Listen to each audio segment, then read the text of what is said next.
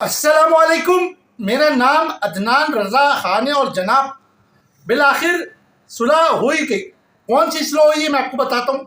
एक होती है सुलह बिल रज़ा, तो ये, और एक होती है सुलह बिल जबर। तो ये सुलह जो हुई है वो सुलह बिल जबर लग रही है।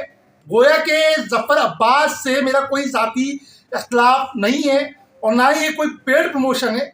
लेकिन अब सवाल ये होता है कि एक माँ की थर्राई हुई आवाज़, तो ये एक मामू का ये कहना कि बच्चे जो हैं वो बाइक पे ओवर स्पीडिंग में थे, और उस पर ये ना कहना कि आपकी गाड़ी रॉन्ग में आ रही थी। क्यों?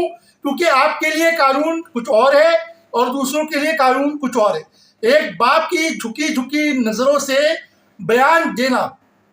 बेशक आपने आगा खान अस्पताल में इलाज करवाया और आप बार बार ये कह रहे थे कि एक हादसा था, एक वाकया था, एक सानिया था।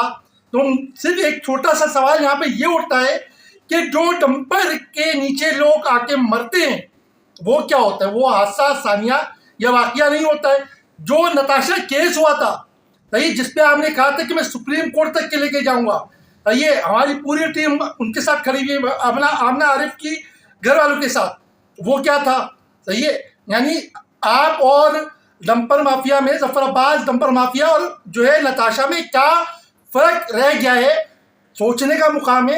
ये गौर से सोचिएगा, मेरी आवाम से गुजारिश है। ये कोई एक मतलब तनकीद नहीं है, इस पर सोचने का मुकाम है। अपने अकल के दरीचे खोलें, अपने अकल के दरीचे खोलें, क्योंकि कल को कोई भी अमीर जो है किसी को कुचलेगा, पैसे से इलाज करवा देगा, या फिर अगर मर गया तो उसके घर की कफालत की जिम्मेदारी ले लेगा, उसको एक हैंडसम अमाउंट दे देगा। और यही कोई गरीब करेगा अगर, तो वो तो बेचारा सूली पे लटक जाएगा। तो इतना सा पैगाम है कि गौर करें, और हादसा, सानिया या वाक़या नहीं है। इस पर जो है आप किस मुंह से बोलेंगे, आपको थोड़ा सा शर्म करना चाहिए। जज़ाकल्लाह।